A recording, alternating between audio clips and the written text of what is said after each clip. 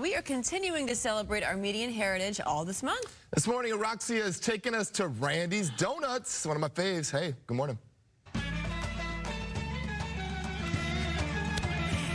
Known for the big donut, of course, on the roof in Inglewood. It opened in 1952. Since taking over about 9 years ago, its new owner has expanded the brand globally. He talked to us about what it takes to succeed in a competitive and at times really saturated restaurant industry and what it means to be associated with this iconic brand.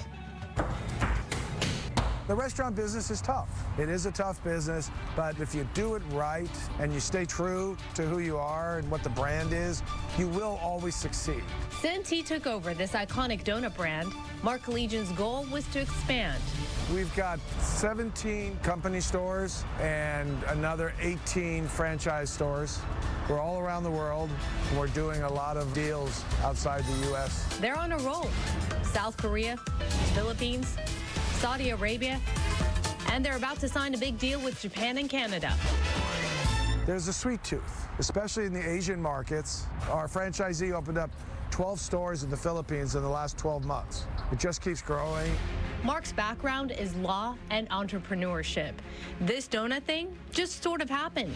In 2015, he was looking for something to invest in for his daughters when this opportunity popped up. There's this website called Biz Buy Sell, and there was this little line that said, well-known 50-year-old restaurant for sale. I thought, okay, maybe it's one of those delis in L.A.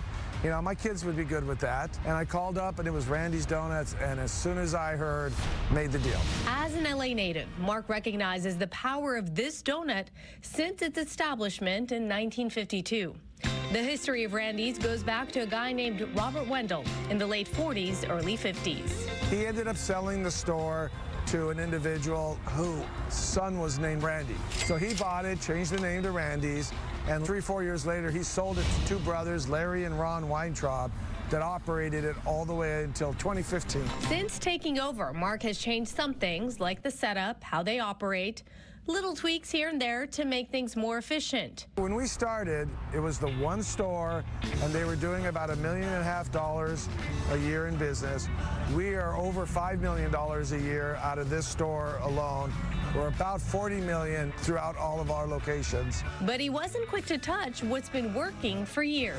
We are a donut shop. We never go away from what got us here. When I came in, I avoided the pitfalls that a lot of new owners do. Didn't touch a thing. Resisting that temptation to make a few more dollars was important. Mark says he hopes his story inspires people to just take chances. What I'm trying to do, and I hope it does, is set an example. An opportunity is perhaps not what you think it is, but you just have to keep your eyes open and work hard. And I think we have that in our culture. Hard work and a little bit of luck blended in there, and you can really make a success out of yourself. I just feel fortunate to be part of such an iconic brand. That donut attracts people from all over the world. So I consider myself a steward of the brand and of that iconic symbol.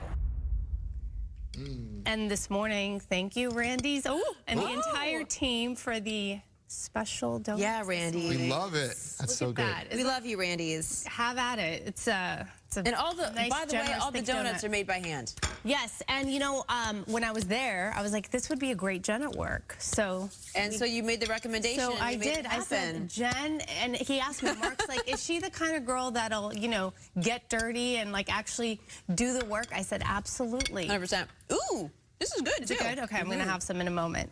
But yeah, I just love the idea that this is just expanding all over the world. It's pretty remarkable. He was talking about Ron and Larry Weintraub, the brothers. Growing up as a kid, that's where we would go. Right. My dad would say, if you could hurry up and get ready for school, we'll go through Randy's Donuts. It was like an incentive. Yes. And so it's amazing to see him come along and grow and expand the brand in the way that he has. I know, he was saying how, like, you know, he was on a school bus, you know, in Loyola, right? And they would go there on their way to games or after games. And it was something he would just look over and see the iconic sign, and now he happens to own it. Yeah.